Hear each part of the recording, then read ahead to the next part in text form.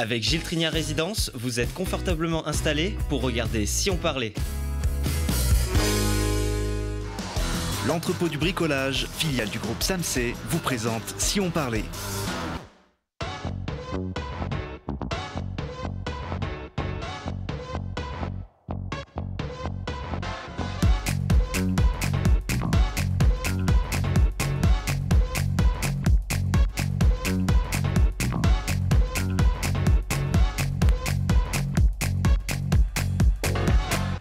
Bonjour à tous, bienvenue dans l'émission Si on parlait, l'émission qui vous donne la parole chaque jour pour savoir ce qui se passe près de chez nous.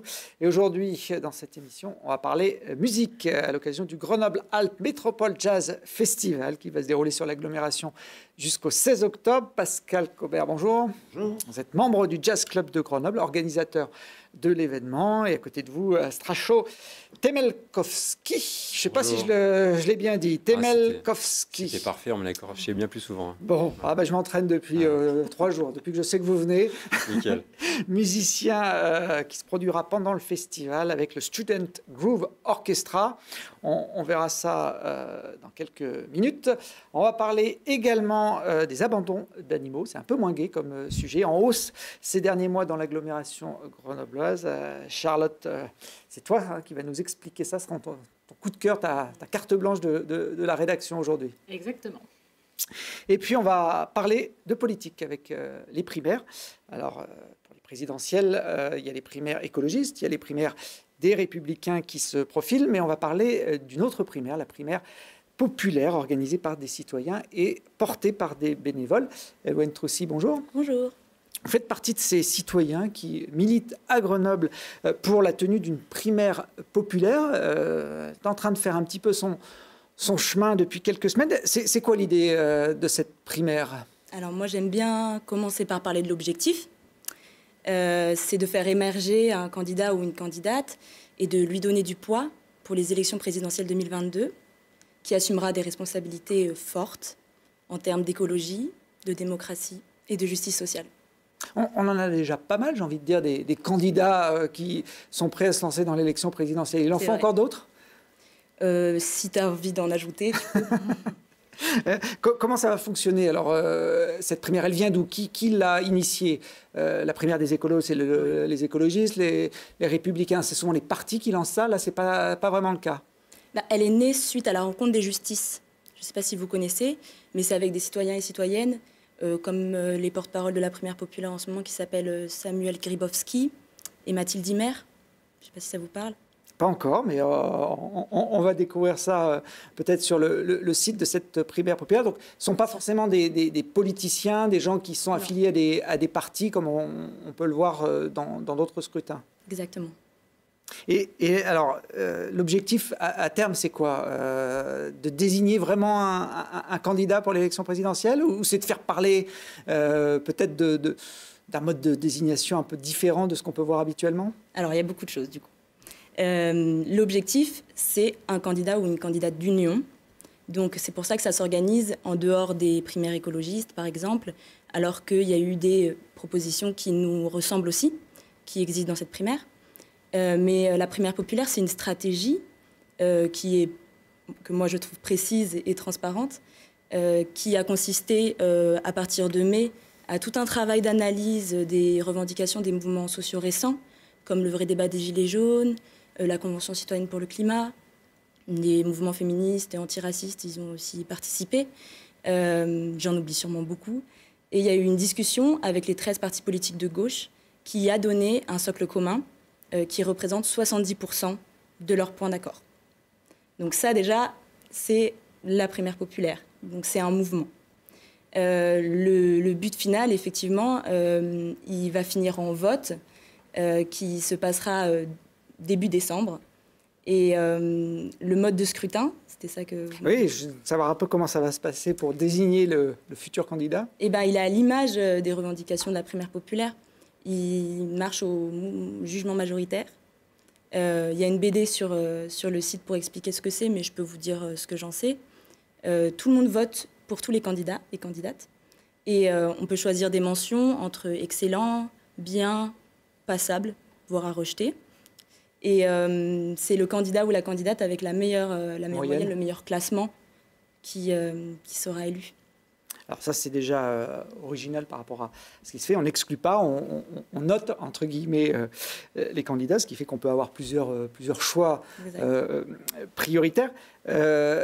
Les candidats, ça aussi, c'est un peu particulier. Ils n'ont pas forcément décidé, ils n'ont pas forcément fait acte de candidature auprès de vous. Hein. Non, vraiment, le but, c'est de les plébisciter, quoi. Donc ça part directement de propositions et vous pouvez encore proposer ou soutenir des candidats et candidates sur la plateforme jusqu'au 11 octobre. Donc on appelle ça les parrainages et les 5 personnes, enfin les 5 femmes et les 5 hommes, donc ça fait 10 en tout, qui auront reçu le plus de soutien pourront se présenter à la primaire populaire. Moi, si j'ai envie, je peux poser ma candidature à la primaire populaire? Alors il faudrait que tu aies 500 personnes qui soient derrière toi et qui disent « on veut Thibault Leduc ». Simplement qui me soutiennent. Ouais.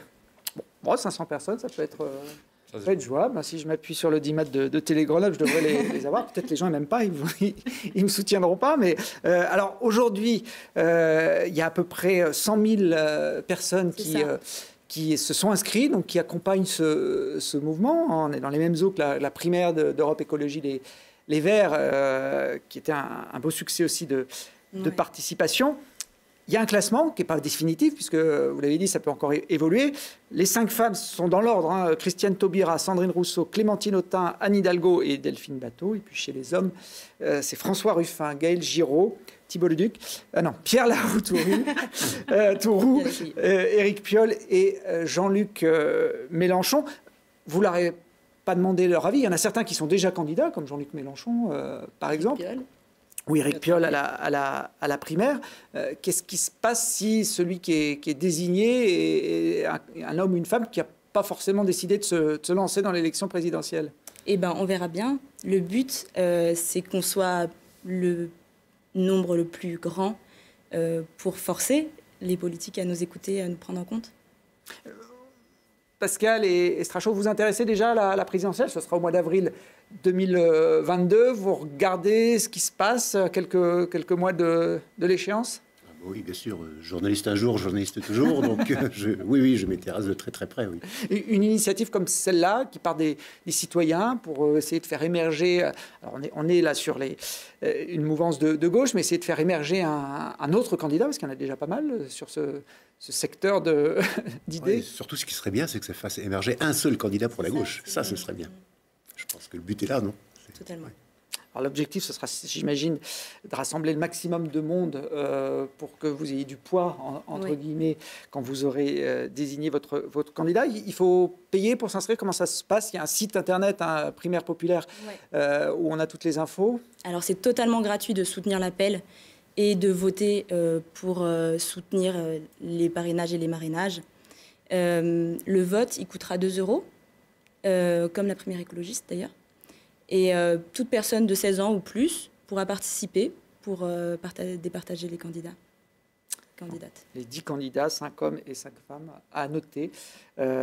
Donc à la fin de l'année, on espère que ça va prendre, parce que c'est toujours une initiative intéressante. C'est assez nouveau dans une campagne présidentielle d'avoir un mode de désignation comme celui-là. On verra si ça va au bout. En tout cas, ça commence notamment à s'implanter. À Grenoble, vous avez un collectif qui se met en place. Et il y aura début octobre un week-end pour informer et faire la promotion de cette primaire. Il y a un week-end de rencontre de bénévoles. Bien sûr, si vous n'êtes pas bénévole, vous pouvez aussi vous rendre au week-end. Et vous serez formé sur le jugement majoritaire, par exemple. Donc c'est très intéressant, je vous invite à y aller. Vous faites les marchés aussi de l'agglomération. Ce samedi, on est à l'abbaye. Eh ben, très bien. Si vous voulez avoir des infos sur cette primaire populaire, il y a un site internet avec des relais à Grenoble. Et puis on suivra ça avec attention. On verra au mois de décembre si le processus va jusqu'au bout, qui est désigné, et puis si... peut-être ça pourra créer une vocation. Et vous avez déjà signé l'appel et parrainé? Pas encore. J'ai regardé ça pour préparer cette émission, mais je sens que je ne vais pas avoir trop le choix. Est-ce que vous aimez le jazz, Elwen? Énormément, je fais de la clarinette. Ah ben en plus. Bon. De toute façon, vous aviez du mal à dire non, puisqu'on va se pencher sur cette musique qu'on peut dire transpartisane et qui va être à l'honneur dans quelques jours sur l'agglomération.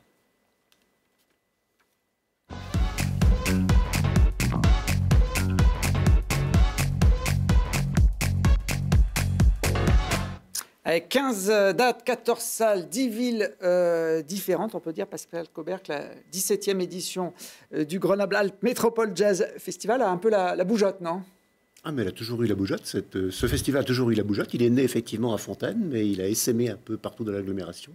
Cette année, l'Hexagone de Mélan nous rejoint. La faïencerie nous a rejoint aussi à la tronche après qu'elle nous ait un petit peu abandonné l'année précédente. Donc en fait, ce festival est une fédération de salles de spectacle liées et en lien avec le Jazz Club de Grenoble et qui permet effectivement de disséminer le jazz partout dans l'agglo, y compris dans des petites communes comme Bernin, Champsaur-Drac, Vars.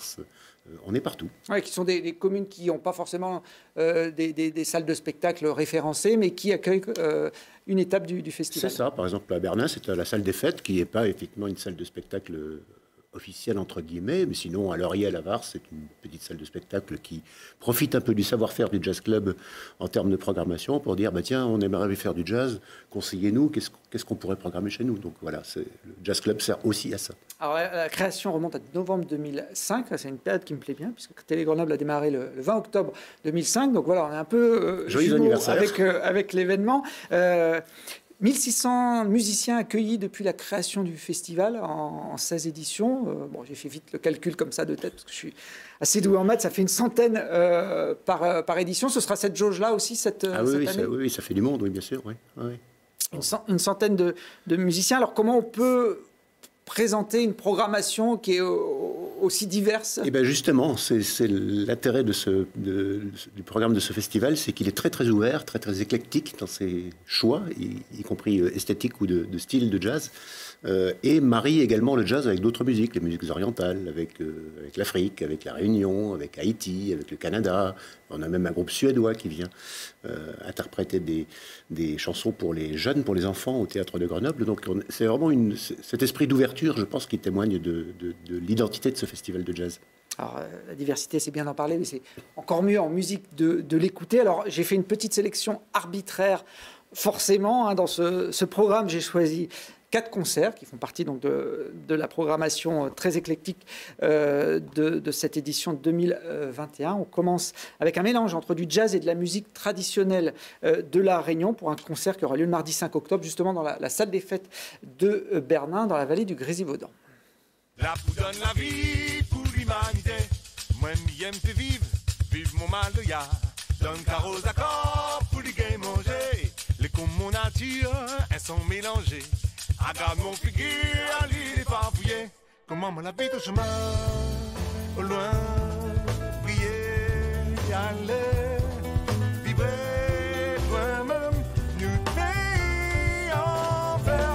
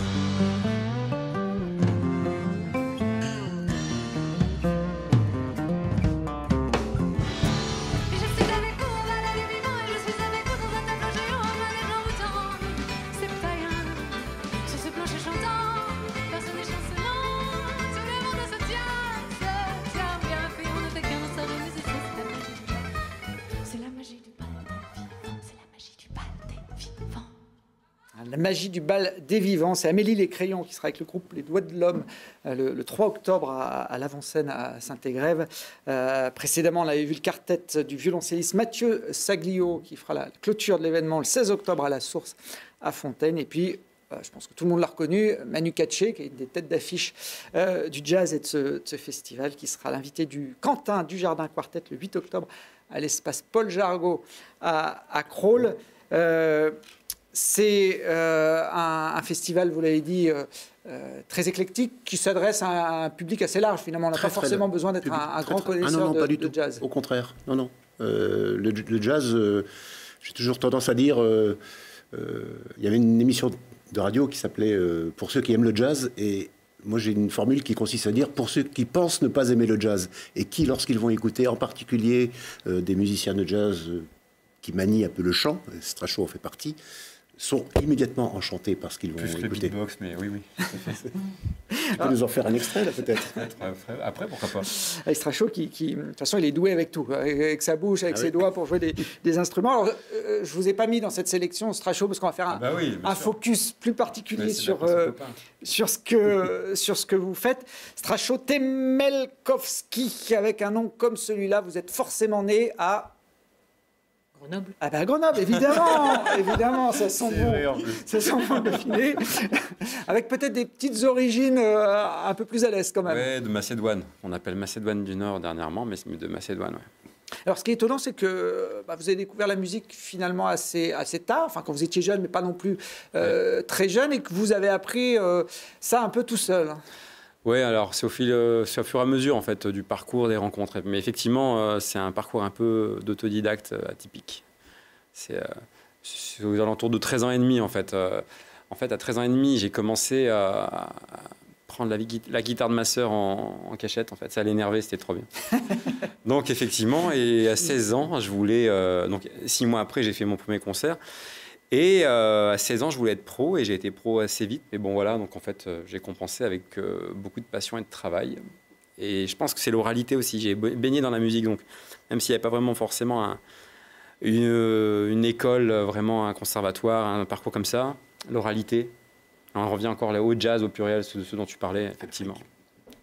Et voilà, ça connecte. On vous présente souvent comme un multi-instrumentiste. Alors, multi, c'est à partir de 2. Vous jouez combien d'instruments? Je compte plus, mais en fait, c'est vrai qu'on peut parler en section. Il y a les cordes, les guitares. Par exemple, une basse 5 cordes qui est venue dans ma vie quand j'ai remplacé un grand monsieur qui s'appelle Steve Swallow. Et je jouais pas vraiment de basse sur scène avant.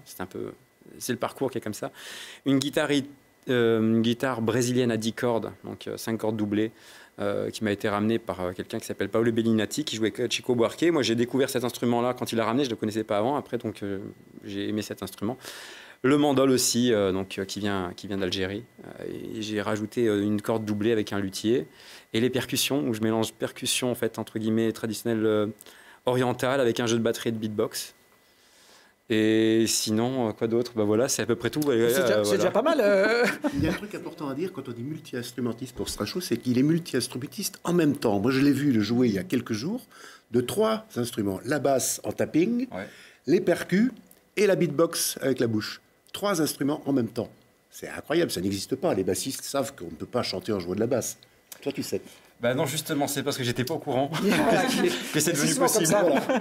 Quand on ne sait pas que c'est impossible, on le fait et puis ça marche. Alors là, on n'a pas de basse ni de batterie, mais un petit extrait de beatbox que ça peut donner comme ça à l'impro. Ok.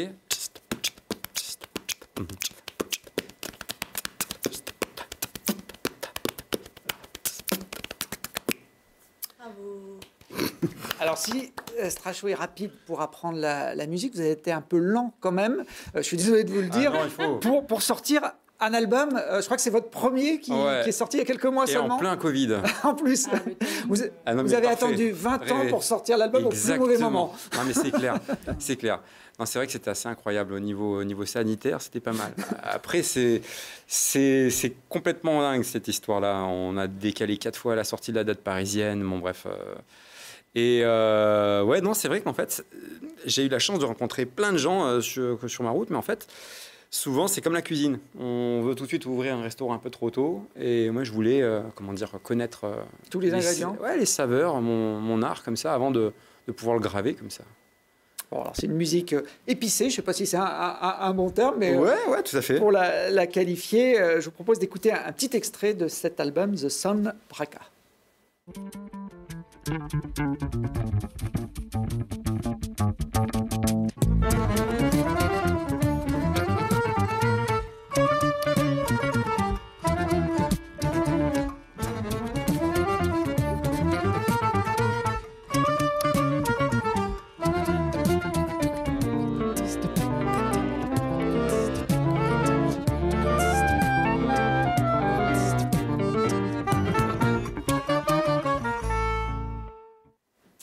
Alors, sans l'influence orientale hein, sur ce titre, Saudade des Baumettes. Alors, vous serez sur scène aussi pendant ce festival, mais sur un projet un peu différent, puisque vous serez avec des étudiants grenoblois. Alors, le Student Groove Orchestra, c'était un projet initié par le service culturel du Crous de Grenoble. Et en fait, c'est un big band d'étudiants. Et on a pu le créer en collaboration avec Diera Rada Fiaori Jaona. Ouais, j'y suis arrivé. Chacun son tour. Ça paraît bête, mais... Et en co-création aussi avec Vincent Stéphane sur les arrangements. Donc j'ai composé et co-arrangé. Et donc Vincent a fait ses arrangements et dirige aussi sur scène. Et c'est un bonheur de collaborer avec lui. Et donc en fait, on a fait des auditions. On est parti vraiment sur une esthétique complètement ouverte. Il y a une section rythmique, il y a donc des cuivres, quelques rappeurs, percussions, bon bref c'est assez ouvert, hein, des cordes et toujours un dialogue de toute manière cosmopolite, un dialogue entre Orient et Occident qui me tient à cœur. Ça sera jeudi 14 octobre à la salle Edmond-Vigne à Fontaine, un retour aux sources pour le festival qui s'est créé là-bas il y a quelques années. Vous serez le chef d'orchestre ou vous serez sur scène? Alors moi je suis sur scène en train de jouer et pour le coup doublement en termes de retour aux sources parce que j'ai grandi à Fontaine et que là je joue de la guitare électrique qui était mon premier instrument, mon second. Et donc là je joue donc en lead sur scène et à la baguette c'est notre ami Vincent Stéphane. Très bien. Il y aura d'autres artistes isérois sur cette édition 2021, Pascal? Il y aura notamment Célia Kameni, qui vit à Lyon, mais qui joue en quartet avec Alfio Aurelio. Ça sera à Vars, à L'Oriel, en quartet. Et ça va être magnifique, parce que le répertoire qu'ils ont choisi est un répertoire... Justement, on parlait tout à l'heure de ceux qui n'aiment pas le jazz ou ceux qui pensent ne pas l'aimer. Mais là, ils sont sur un répertoire de pop musique. Donc, ce sont des grands thèmes de la pop musique qui sont réinterprétés façon jazz et ce concert est magnifique. D'ailleurs, j'ai un tout petit extrait, ça tombe bien que vous en parliez. On les écoute tout de suite. Les jeux de l'amour sont comme les jeux du hasard qui rêvent du cœur, souvent fait servi de pique noire, qui cherche un regard, reçoit des rires.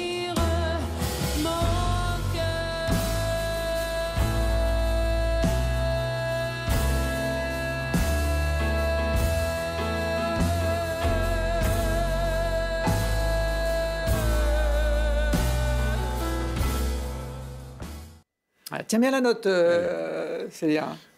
Ouais. Elle devrait chanter. Elle pourrait avoir une belle carrière de chanteuse. Voilà, L'Oriel de Vars. On peut aussi souligner le pianiste grenoblois Karim Maurice avec son groupe Kumtara qui sera dans cette programmation le 10 octobre. Vous pouvez tout retrouver sur cette petite plaquette, mais bon, il faut venir dans le studio pour la récupérer, donc c'est pas pratique. Mais sur le site internet du Jazz Club de Grenoble, le Jazz Club Grenoble qui, tout au long de l'année, propose des concerts de jazz. Ça, c'est la plaquette annuelle. Voilà, on n'a pas besoin d'attendre le festival pour aller écouter du jazz en salle. Ça démarre fin septembre avec un concert tous les jeudis à la salle Stendhal, entre les deux musées, entre le musée de peinture et le musée de l'ancien évêché. Toute petite salle, très intimiste et conditions idéales pour recevoir des musiciens. Aujourd'hui, on en a tellement marre de ces concerts sur les réseaux dits sociaux et qu'on a envie de les voir en vrai, quoi. Eh oui, rien ne vaut la musique live. Dernière petite question pratique, technique, je suis obligé de la poser. Avec ou sans masque le festival cette année? Aujourd'hui, on n'en sait rien. Je dirais passe sanitaire, évidemment, obligatoire hélas, mais les protocoles ne sont pas encore tout à fait arrêtés, donc on ne sait pas. À suivre. Très bien. Merci pour cette présentation. On passe à la carte blanche de la rédaction de Télé Grenoble.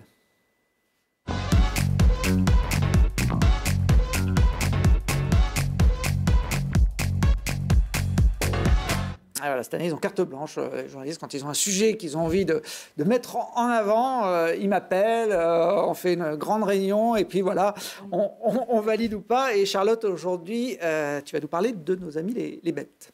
Exactement, je vais vous parler plus précisément du refuge de l'Apagie, donc qui se situe au Versou. C'est un refuge qui accueille les chiens et les chats. Alors si j'y suis allée à la rentrée, c'est un petit peu pour faire le point avec eux sur les abandons de l'été. On sait que la période estivale, c'est souvent une saison qui est compliquée pour les refuges animaliers, souvent synonyme d'une hausse des abandons. Alors les gens partent en vacances et amènent leur animal au refuge. On a donc voulu savoir un petit peu comment ça s'était passé pour le refuge. Alors à votre avis, combien de chiens sont-ils amenés au refuge chaque semaine durant la période de l'été? Pas d'idée déjà du nombre de chiens qu'il peut y avoir sur l'agglo, je sais pas. Un peu beaucoup. C'est un peu beaucoup. 20 par semaine, ça ferait quand même beaucoup de chiens à gérer. 2, 3, 4, la moyenne, 5. c'est 3 à 6 par semaine. Ce qui est déjà quand même pas mal. Il y a 52 box pour accueillir des chiens au refuge. Donc c'est vrai que c'est un chiffre qui est assez important. Alors sur ces abandons, il faut compter que la moitié vient de la Fourrière, qui se situe juste à côté du site de l'Apagie. Et l'autre moitié, ce sont des abandons directs, donc des particuliers qui viennent accompagner un petit peu, du coup, forcément, viennent abandonner leur animal au refuge. Alors cette année, il n'y a pas eu une hausse plus importante que les autres années. Je pense ce qu'on nous disait au refuge, ce qui a bien aidé, c'est que les gens sont beaucoup partis en France et donc ils ont pu partir avec leur animal, ce qui n'est pas un petit peu toujours le cas. Par contre, ils ont remarqué qu'il y avait une hausse des abandons qu'ils qualifient d'abandons sociaux. C'est-à-dire il y a beaucoup de gens qui, dû à la crise sanitaire ou autre, doivent à contre-cœur se séparer de leur animal, soit parce qu'ils sont passés d'une maison à un appartement ou soit parce qu'ils n'ont plus les moyens de s'en occuper. Alors, c'est quand même très triste ce que je suis en train de vous dire. Donc je voulais quand même un petit peu aussi vous dire que des fois ça finit bien. L'après-midi où j'y suis allée, j'ai pu assister au départ du refuge de Mougli. Alors c'est un petit croisé berger de 5 ans qui, après 2 mois passés au refuge, a pu repartir avec sa nouvelle famille. Et alors c'était pas le seul à être reparti cet après-midi, donc ça remet un peu de baume au cœur. Alors, à l'occasion de ton reportage, il y avait une mobilisation particulière pour aider justement ces animaux abandonnés à retrouver un maître, parce que sinon la fin est parfois tragique. Exactement. Alors, quand j'y suis allée fin août au refuge, c'est Kayane, donc c'est une joueuse professionnelle de jeux vidéo et qui stream aussi sur la plateforme Twitch, qui est venue remettre un chèque en fait de 3 000 € à l'Apagie en partenariat avec Wafinou. Alors, Wafinou, on vous les présente pour ceux qui ne connaissent pas. C'est une marque caritative qui crée des objets vendus au profit des refuges, dont celui de l'Apagie. Donc, ça va des porte-clés aux sacs ou encore, j'ai vu des coussins sur leur site internet. Alors, si Kayane est venue au refuge, c'est parce qu'elle voulait sensibiliser justement le plus grand nombre de personnes sur la question de l'abandon. Alors au lieu de, quand j'échange avec elle, elle me disait je ne veux pas juste donner ses sous au refuge, je voudrais que le message puisse passer. Donc au lieu de donner elle-même les sous, elle a commandé 1000 autocollants avec Wafinou et c'est elle-même qui les a achetés pour ensuite les remettre ses sous au refuge et elle a distribué ces autocollants à sa communauté. Donc ça a été très vite parce qu'en une semaine, il y avait plus de 1000 personnes de sa communauté qui lui avaient commandé ces autocollants. Donc c'est pour ça qu'elle était revenue remettre le chèque justement à l'Apagie. Donc preuve que ces sensibilisations, ça fonctionne et ça touche le plus grand nombre. Alors pour ceux qui seraient intéressés pour adopter une petite boule de poil, on en a vu des très mignonnes juste avant. Le refuge est ouvert de 15h à 18h30 le lundi et ensuite du mercredi au samedi. Alors le refuge met très régulièrement des photos des nouveaux pensionnaires sur leur site. Alors on le rappelle quand même, quand on adopte un animal, on y réfléchit parce que ce n'est pas juste pour quelques semaines, c'est souvent pour plusieurs années. Donc on réfléchit bien avant d'adopter et de craquer pour ces petites boules de poils. Voilà pour le refuge de l'Apagie. Je sens que Eloane, elle pourrait être tentée d'aller... c'est très dur de repartir là-bas sans animaux, je vous le dis. Oui, c'est très dur. Est-ce qu'on peut venir au festival avec un animal de compagnie Que dit le préfet? Je ne sais pas, il faudrait lui poser la question. Monsieur le préfet, que dites-vous? S'il est masqué, peut-être qu'on peut rentrer avec lui. En tout cas, ils n'ont pas le droit de vote, les animaux, à ma connaissance. Le préfet le confirmera certainement. Donc, ce n'est pas une vie facile non plus.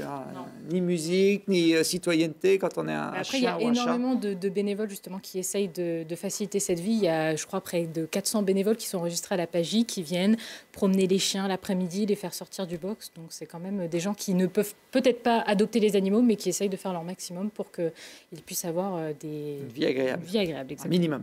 Exactement. Merci Charlotte. On passe à notre dernière rubrique.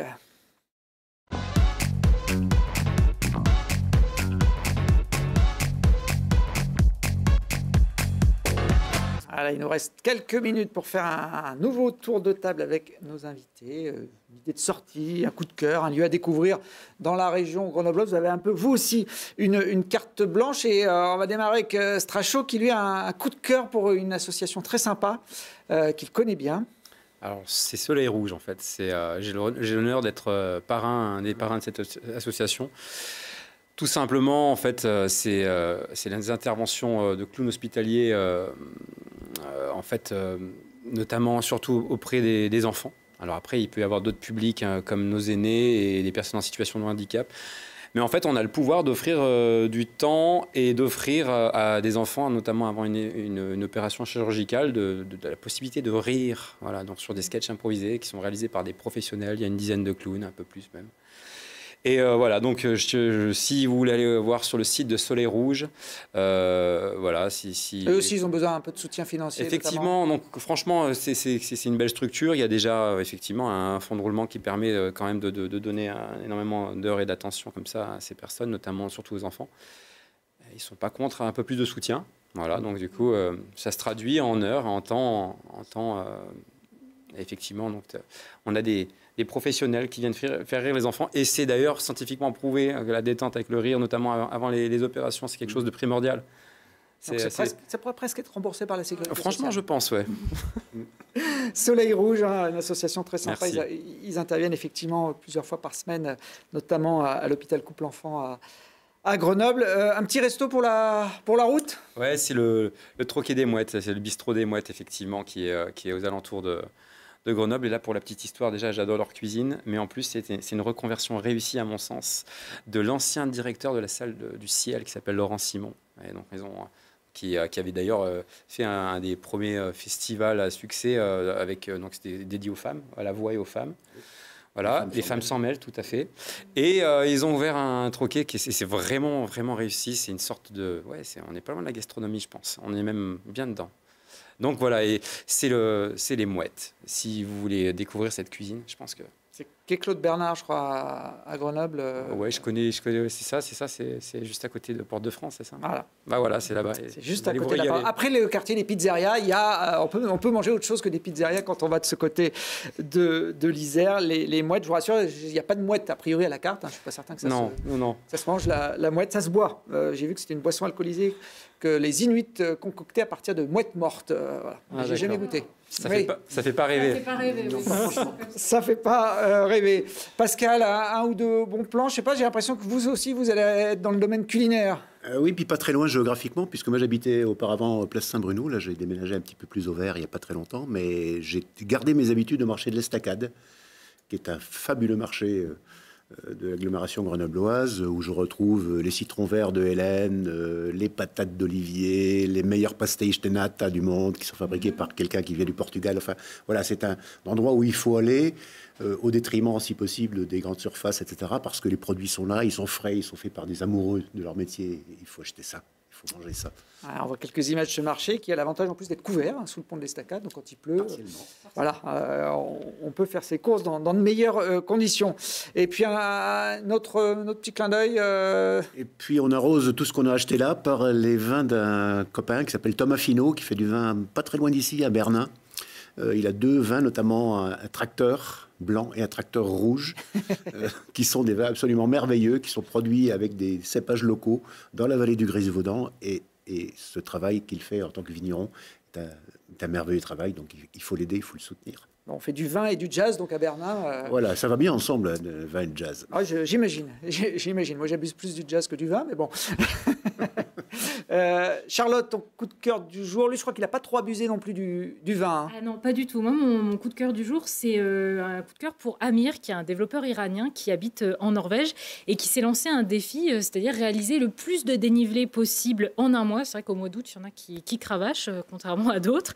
Et forcément, si je vous en parle, c'est qu'il s'est rendu à l'Alpe d'Huez. Alors, sur son compte Strava, les stats sont hallucinantes. Toi, Thibaut, qui fait de la montagne, tu sauras le dire. Au total, il a fait 234 000 mètres de dénivelé sur le mois d'août. Alors, comme tu aimes bien les maths, j'ai calculé, ça fait à peu près 7563 mètres de dénivelé par jour.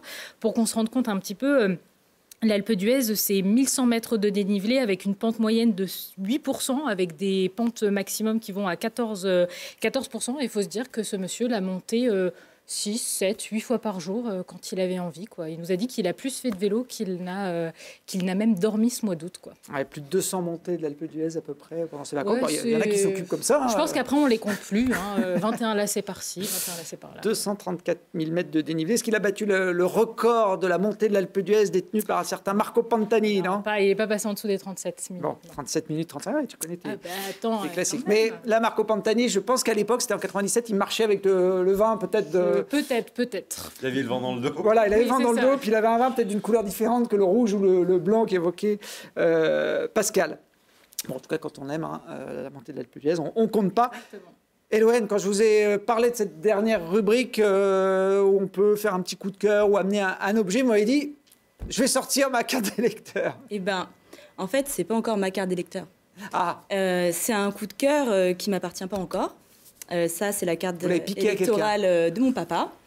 C'est un coup de cœur parce que je fais un grand pas cette année. C'est celui de m'inscrire sur les listes électorales. Et pour l'instant, c'était pas quelque chose qui était sexy pour moi. Et aujourd'hui, ça l'est. Donc, c'est un vrai coup de cœur parce que j'ai l'occasion d'agir concrètement avec la primaire populaire en politique. Et ça change beaucoup de choses. Bon, quand on voit effectivement les taux d'abstention, notamment chez les jeunes, il faut suivre l'exemple. Ça devrait presque être obligatoire, l'inscription sur les listes électorales et puis le vote, un peu comme la vaccination, sont des actes citoyens à ne pas négliger. Merci en tout cas à tous les cadres. Vous pouvez retrouver cette émission et toutes les autres en replay sur le site télégrenoble.net. Et nous, on se retrouve très vite pour d'autres aventures. Merci.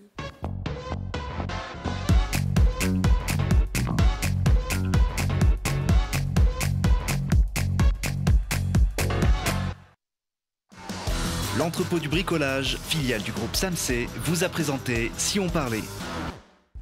Vous avez profité de Si on parlait avec Gilles Trigna Résidence.